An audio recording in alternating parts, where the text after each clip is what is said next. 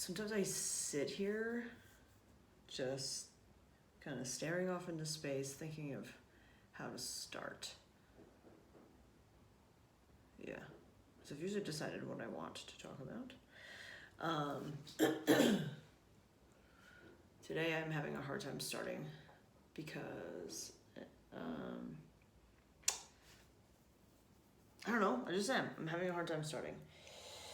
So what I want to talk about today is, I mentioned this, I think, the last one, and I've probably mentioned it a lot of times, is like in regards to anxiety, is how I usually look at it, is like our safety practices and rituals we have in order to feel safe. 'Cause a lot of times anxious energy is like danger. You feel like you're in danger. It invokes that fight or flight, but it's like fight, flight, freeze, or submit reaction.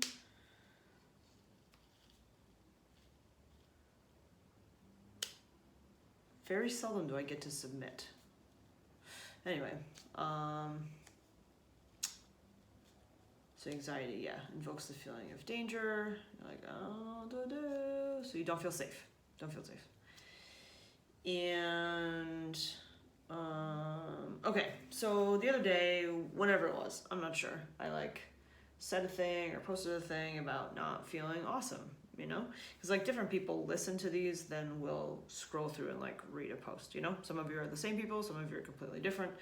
Also, like this isn't on Facebook, and that's like a whole different crew of people, you know. Anyway, so said a thing about how like everything feels really heavy, that I'm just going through a stage of depression, which to me is like, this is not new or different. This is not like, oh my god, this is my first time. No, like it happens, I'm not going to say all the time, but this is, I couldn't count on the number of fingers and toes and even bones I have in my body, the number of depressive episodes we've been through. And we have like 205 or 206? I want to say 6. That's a lot of bones.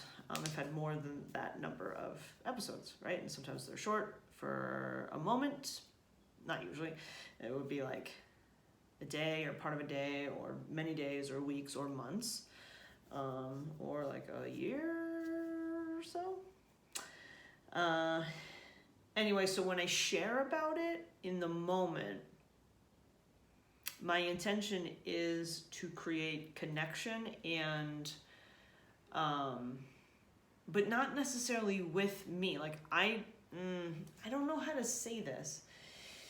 To create connection, not because I need to have it. I already have it. And it's a wonderful reminder, don't get me wrong, but I'm just, I want to explain that it's not for my benefit that I share these things.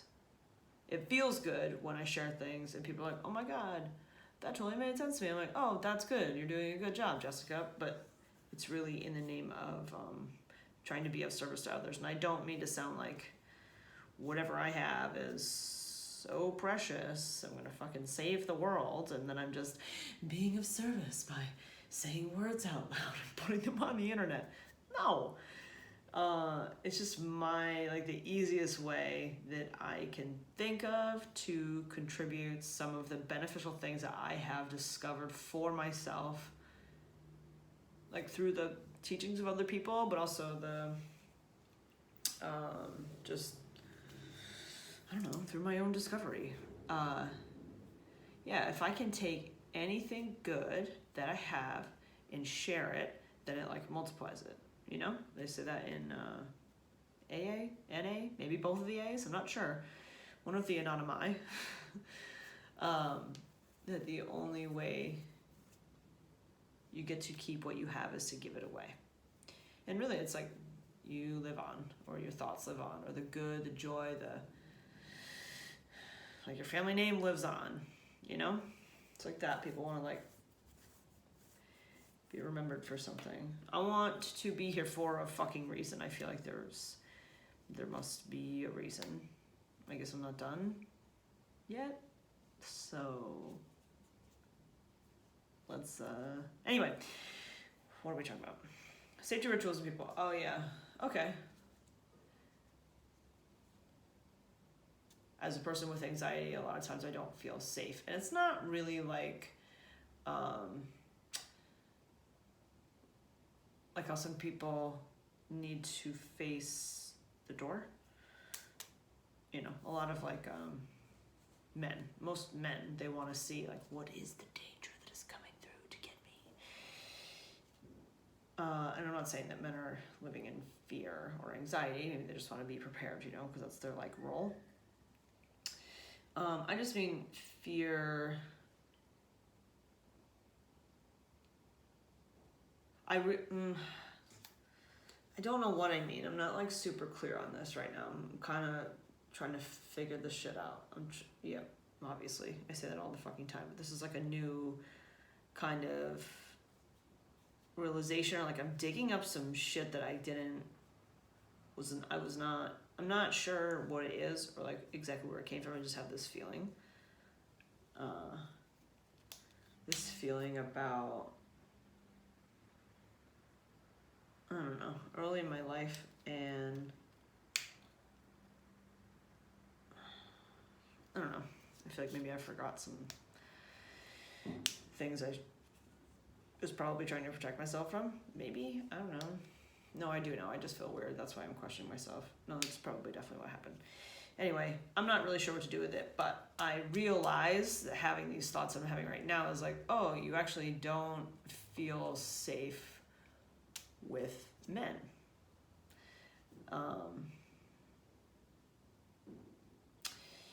And I used to think, and I still do think, that part of the reason why is that I need the approval of a man so much, because I, was like rejected by my dad, and it's like your number one dude. But then even like stepdad after that, boyfriends, whole dead husband thing feels like a rejection.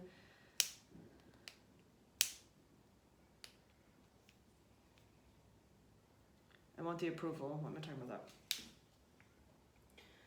I want the approval, so I will kind of submit to whatever's happening there, which feels like I am not in control, and I don't really feel safe. I don't feel safe. All the bad things that have ever happened have been with men. And I don't want to sound, I don't know, like I'm a man hater. I don't hate men. It's just this gut feeling. Not safe. Not like anybody's gonna kill me. Like maim me, probably. Like not safe with I don't feel safe with like my heart.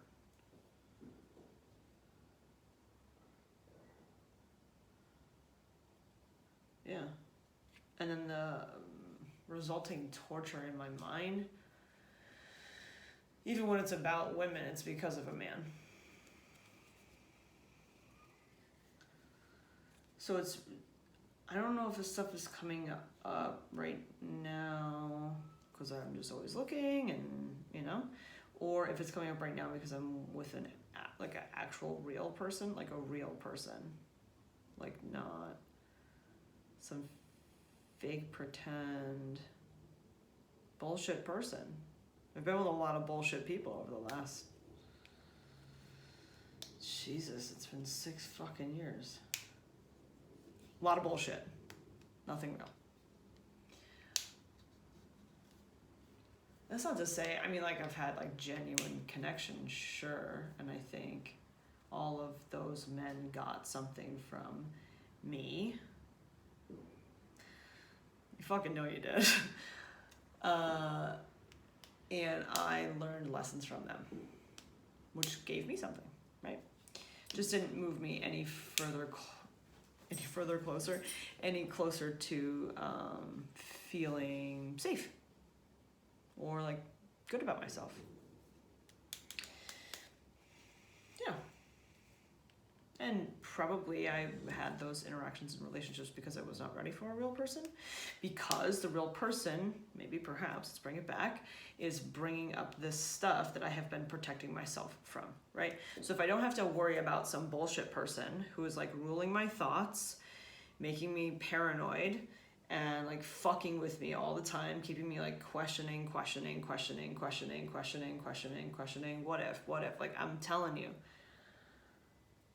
Oh, like I just take this and like through my, probably not the temple, I don't think, that's not, maybe in the ear. Just stab myself right in the fucking ear so I stop thinking about dumb shit. I have obsessive thoughts. It is all in the name of approval. Do I have it? Do I have it? Do I have it? Do I have it? Do I have it? How about now, though? But now, because I don't feel safe. I don't trust anybody.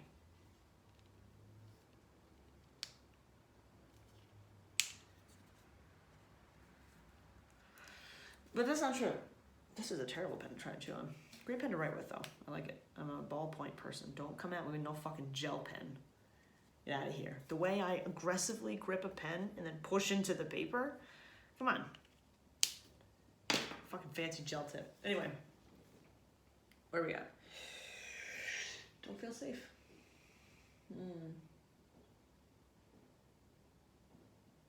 Watching Handmaid's Tale. Spoiler alert.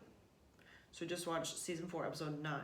June has been, she's not in the place anymore. She's in the other place. And she's like starting to process some things now that she's safe, but she definitely doesn't feel safe.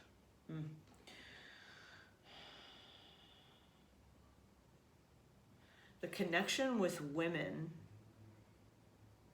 like if you're a woman and you have been able to experience a connection with a woman,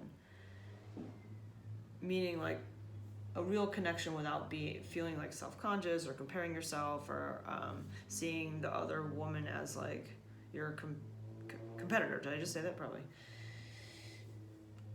And being able to just appreciate and feel safe with a woman. They feel so much safer. They feel like a mom.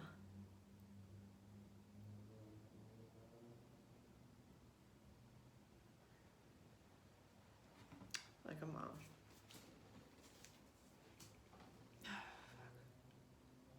That's how I feel about Jeannie. She is my friend from the first teacher training that I did, and I don't really get to see her, but she's one of those people that it's the kind of relationship that I love and really value. We don't see each other or talk to each other very often, but as soon as we're there, it's just right. There's been no time in between. I feel totally like safe, supported, and seen by her. Okay, you gotta stop crying because you're not gonna be able to say words that are audible. We had our this is cool. We had our teacher training graduation. This was in 2013 at the Peace Pagoda in Grafton, so it's like near Vermont.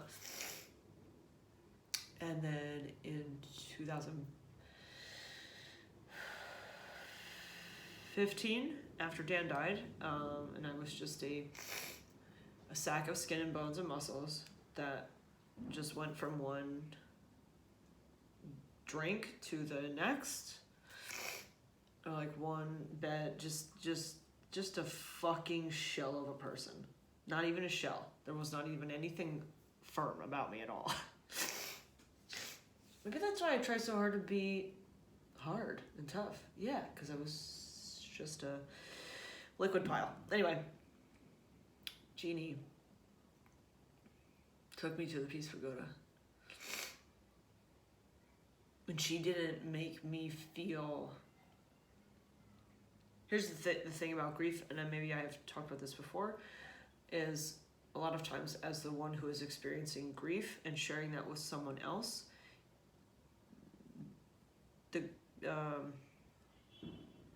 grief-stricken usually ends up having to comfort the other person.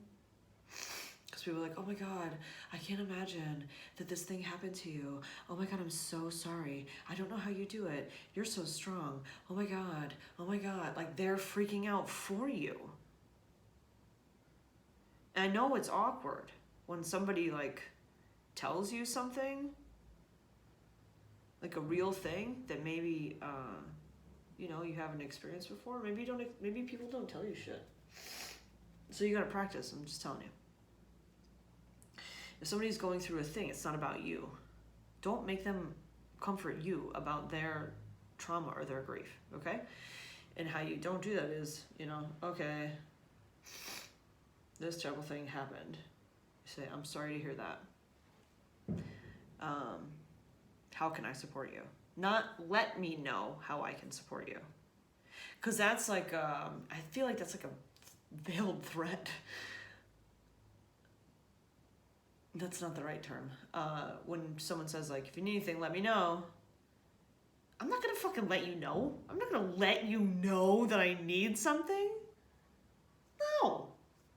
That's like, I don't know, I don't like to ask for help, even if people offer it in the beginning. Okay, how do we get here? Yeah, you just say, how can I support you? Like right in the moment. And they might have something and they might not.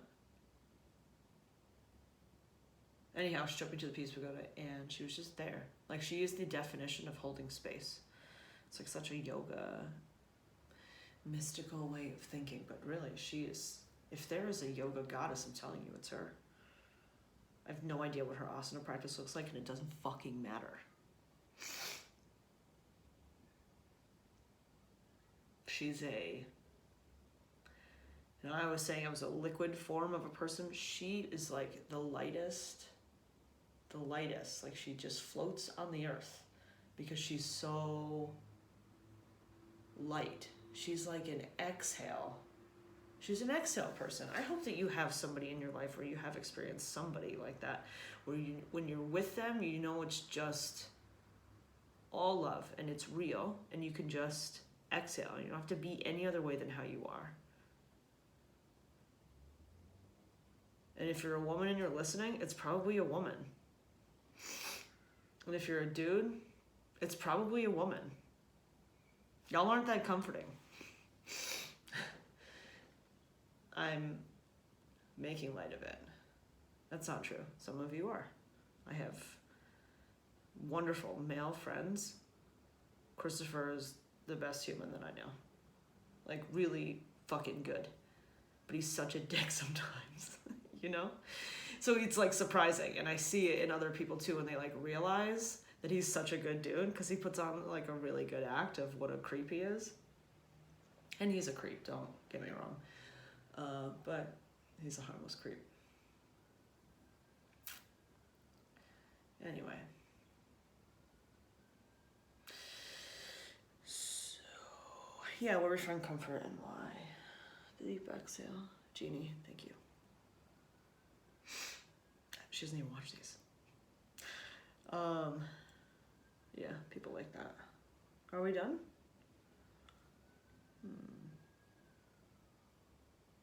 We might be. Yeah, it's late and I'm tired, and I have to coach in the morning. I don't have to. I get to. 6 a.m.